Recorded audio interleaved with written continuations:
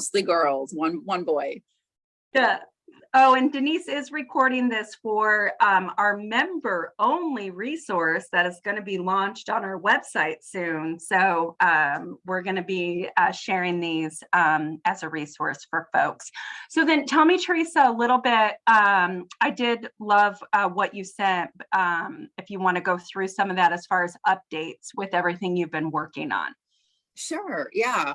Well, I think some have maybe heard some of this message, but others I'm sure have not.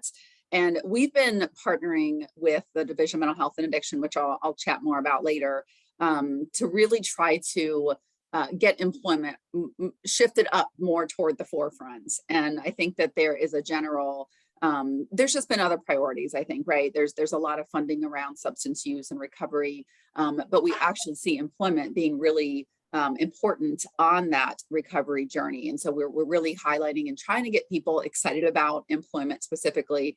And you probably know, but employment is a social determinant of health. That's lingo I know that we hear a lot. But in my perspective, over the last few years, employment hasn't necessarily been the focus when we talk about social determinants of health. So we are trying to, again, bring a little more focus there. And if we move forward, kind of on the flip of that, if we go to the next, I don't know, can I control this? There we go. There you go. That the good thing is that being employed or unemployed is a modifiable risk factor, right? I mean, we know being unemployed leads to all kinds of being unwell and poor health and more bad habits and social isolation and all those kinds of things. But that is a very modifiable risk factor. And while there are certainly recognized barriers for individuals with severe mental health conditions to go to work, there really are a fair bit of resources in place to help people navigate that. And if we move to the next slide, we're also trying to spread the message that employment is also very important to recovery, that employment actually has a positive impact on health and unemployment has a negative impact on health. And while I probably can't articulate that very well, there are others in the field who can. And so I've just given you a few quotes from some research studies. You may or may not be familiar with some of these different giants in the mental health and employment realm, but studies going way, way, way back show that unemployment is the cause of, not the result of, increased mental distress, social disconnection, increased substance use, and physical illness. And then some of you might know Drake and Bond are fairly familiar names. Gary Bond, Bob Drake, and then Luciano found that people with serious mental illness work can improve self-esteem, reduce psychiatric symptoms, and increase life satisfaction. And then finally, Drake and Wallach, employment is a critical mental health intervention. So one of the messages that we're trying to send, and we do have a website that I can maybe put in the chat here, that is, we're intending for that to become a hub for employment and mental health information, kind of bringing the resources for both of those together in one place and seeing how they interconnect. But so often I think we have a system where we're advising people maybe not to go to work or get stable first or do this first or stop using first. And that's, the research actually shows that we should not be doing that, that employment can actually help with, again, reducing substance use, reducing symptoms, those kinds of things. And that, again, it really is probably the best indicator of recovery, and it can support the other services that CMHCs are providing. So if we go to the next slide. Yeah. All right. Oh, I think did we go backwards? There we go. Am I going backwards? There we go. There we go. All right. So maybe I'll pause there and see if there's other questions. Any questions before Theresa moves on? I just wanted to share, I know a lot of our members do this pretty well. And one of the examples I see they're on this call is Northeastern Center and their clubhouse model and connecting to employment, and how they had a client tour us and show everything and show the employment wall, and just that pride moment that she was being able to, show this to myself and Denise. It was just wonderful, and all the job opportunities, and people were talking with us about that. And, it just that self of purpose, I think, for them. I really saw that when I was up that way. So it's just really awesome when you see that all connect. You want to Absolutely. highlight this great chart here, all the great work Sure. you've been doing? Yeah. Yeah, absolutely. So I briefly mentioned that we've been collaborating with the Division of Mental Health and Addiction for the last good like 3, maybe even closer to 4 years now. So in 2019, we first came together and we formed a task force around employment and mental health.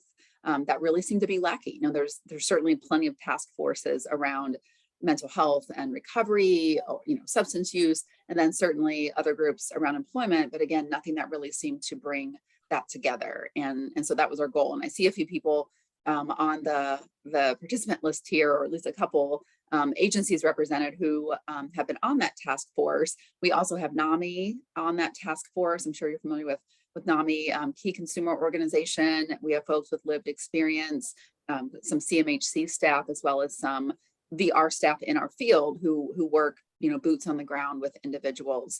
And we also looked at some data across both DMHA and VR, and we're not surprised yet disheartened to see that of the populations that we were both serving with mental health conditions, only about 25% of them were working. So we have a lot of improvements in terms of getting more folks in this population to work. We also applied for our first round of technical assistance from the Department of Labor. That was called the Voice Project. And that helped us to develop our web, our resource hub, develop some videos and some training materials and kind of some facilitation of our task force, and really set the stage for what was to come as we progressed to 2020 and 21. So in 2020, we really started to research IPS, or individual placement and support, which is really the evidence-based approach for employment services for folks with significant or severe mental illness. And we knew we wanted to launch IPS, but we also needed to do some foundational kind of steps. And so we took a lot of 2020, slightly interrupted by the pandemic. Our project was slightly interrupted by the pandemic, but nonetheless, we kept it on the radar. We applied for a second round of technical assistance from Department of Labor, also were awarded that round. That is called Aspire, not to be confused with Aspire, Indiana. And we continued again, modifying those online resources. We also made a lot of, I won't probably have time to get into great detail today, but we made some significant modifications to some of our VR policies and practices, notably of serving folks with substance use. We really try to remove a lot of the barriers that seem to be in place. We don't want VR to be another barrier to people going to work. So we changed a lot of our practices around that. We did a lot of training to our counselors, including training around with our intake and eligibility counselors, to make sure that we were looking at people more holistically and appropriately assigning them to service priority groups. And we have definitely seen more people with mental health conditions qualify for that open priority category. We only have about 10% of people in general going to our wait list at this point in time. And then in 2021, we further expanded our collaboration by bringing the Office of Medicaid Policy and Planning into the mix. We did a request for funding and selected 2 community mental health centers as early adopters of IPS, and that is Grant Blackford, who I think is on today, and Aspire, Indiana. And those projects kicked off October 1st, soft kickoff. It's hard to kick off a project, a couple months before the holidays, but we did some training in October to kick those off. And then we also are funding those projects kind of creatively. So DMHA is providing some block grant funding, about $100,000 per site, to help with some of that startup funding, as there is always startup and unbillable staff time. So that grant can help cover those kinds of things. And then we also created a VR IPS rate to supplement our milestones specifically for those 2 sites. And then we identified a VR counselor IPS liaison for each of those sites as well, who has all of the cases from those IPS projects. And then in 2020, we jointly developed, really excited about this, for those 2 sites, we jointly developed with Medicaid and mental health and VR funding guidance to show how the dollars braid. And we specifically started with MRO and VR dollars and went through every step in the process, from that pre kind of career profile to the job development, to the placement, to the support, and so on, and showed how the different funding sources, who's on first, and how the different funding sources can be used, and really importantly, clarified how MRO can be used to support activities that, ultimately support employment. So very importantly, I think we can piggyback off of that with some broader guidance for all CMHCs. That's a future step that we have. And then we've continued to provide ongoing training and technical assistance to our early adopter sites. So that's a real quick 4-year snapshot. Quickly, long-term goals: reducing that stigma and bias, shifting our thinking around employment as part of recovery. Increase access to resources that support employment. We know there's some gaps there. We're fully aware of that. Changing the conversation to support and encourage employment instead of kind of that protective, oh, let's wait till you're stable, but rather shifting it to let's get you to work. And then building capacity of our mental health centers to prioritize and support employment. And of course, all of this is for improving employment outcomes for individuals with mental health conditions. So that's our collaboration. I've got a few updates if we have time, but I want to make sure people have time for their questions too. Yeah, let's pause there for questions. And then I have a question, because I've heard some throughout your presentation, but I just want to make sure to pull some of that out. Any questions from the members?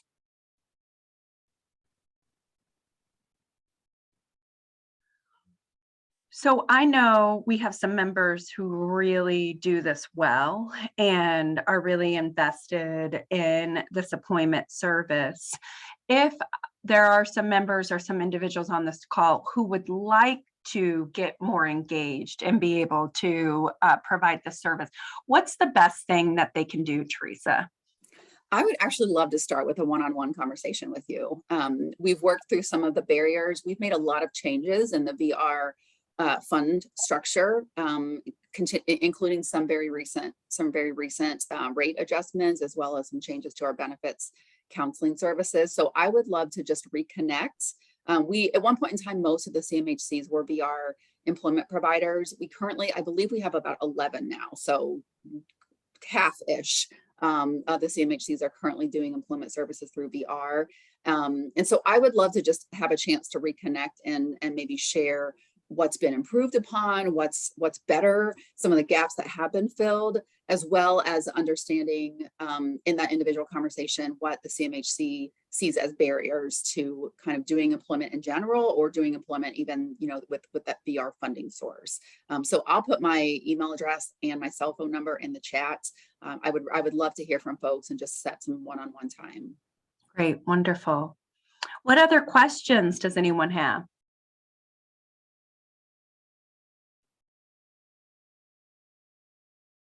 You guys are quiet. You weren't this quiet last week. Any thoughts or ideas of how we could collaborate better for Theresa, or any discussion around that?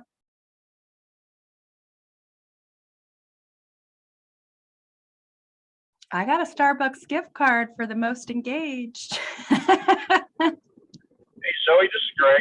I might Greg. remind everybody that we do have a employment committee as part of council structure that meets quarterly, and we're trying to get it more engaged. We have a meeting coming up soon, so just looking at some emails on that.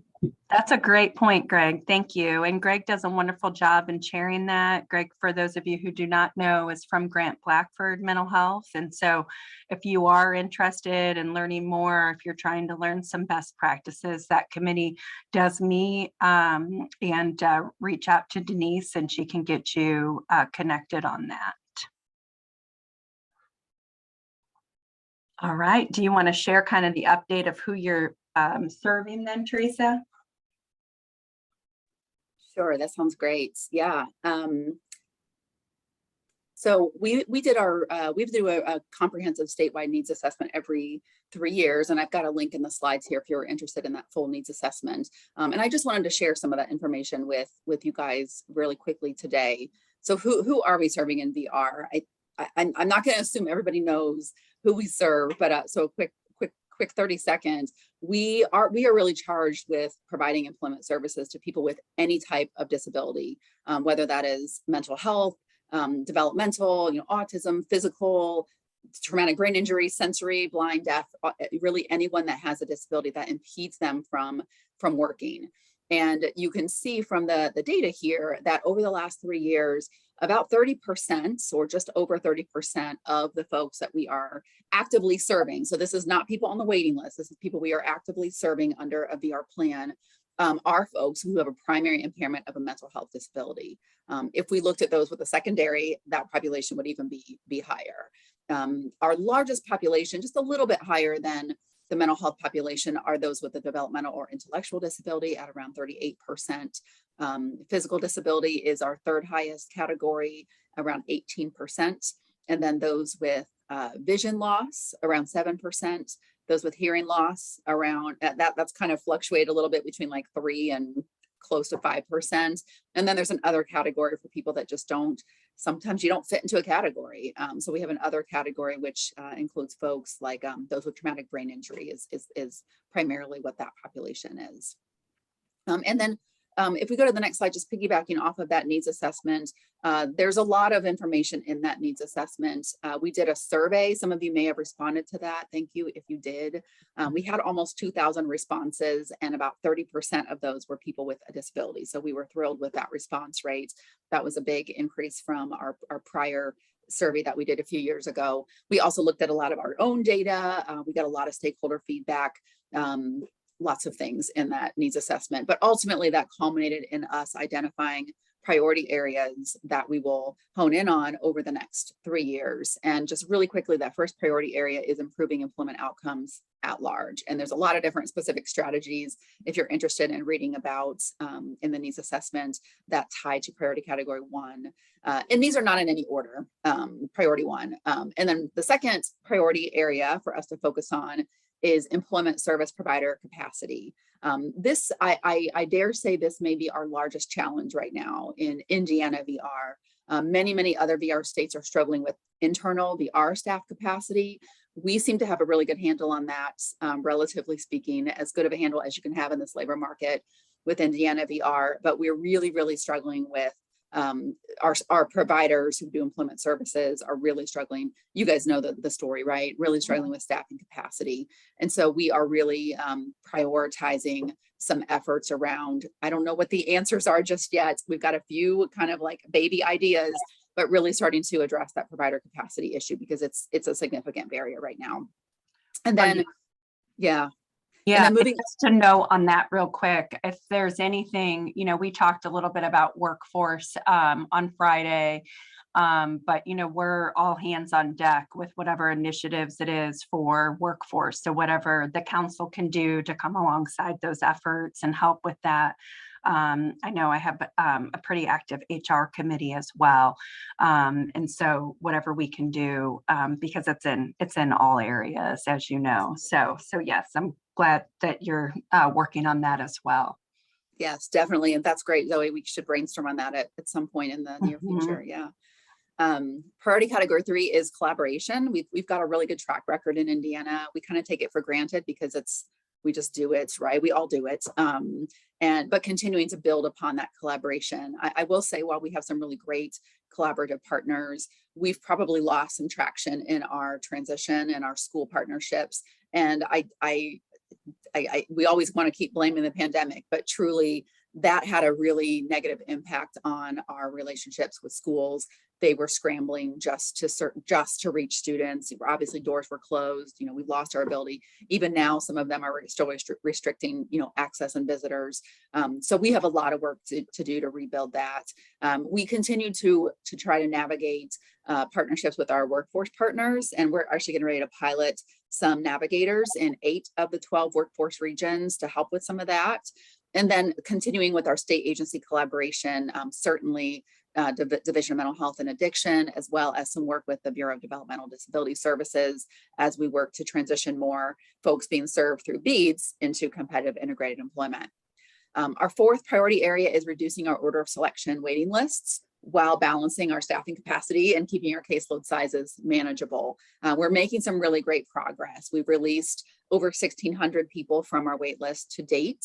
As of July 1st, there were about 2,250 people on that wait list. And we continue to release people and move them into services. So we're making some good progress. We will see the light at the end of the tunnel with order of selection. And then what may be most compelling to this group is we always have to address unserved and underserved populations. And while we did certainly have some feedback on improving services to people of maybe racial and ethnic minority groups, absolutely 100% agree we need to do more to outreach and better serve that population. But ultimately, we are also pretty proportionate to the general population in terms of who we're serving. But notably, and I know we're out of time, is that serving people with mental health conditions came up repeatedly, no matter where we pulled feedback from. And it's more, to me, the effectiveness of serving that population. And so we continue with a lot of the strategies and more that we mentioned today. And then there's a link to the full needs assessment. So you will have these resources. If you have any feedback or speakers for these sessions, please either email myself or Denise. And then I want to thank Theresa. As you can see, over the past couple of years and through those goals, a lot of great work has been done on a statewide level. Before I forget, I was teasing about the Starbucks Engage. We draw that. And so Lisa from 4 County is our winner there for our Starbucks gift card. For those of you who were at our session, you got to see Lisa present to our members on Thursday. So I know we're just at time. So I see a lot of you have your morning cup like I do. So raise your cup. And I want to say cheers to the great work all of you do. Thank you, Theresa. And if there's anything that you guys need, don't hesitate to reach out. Have a great Tuesday, everyone. Thank you all. Thank you. Bye-bye.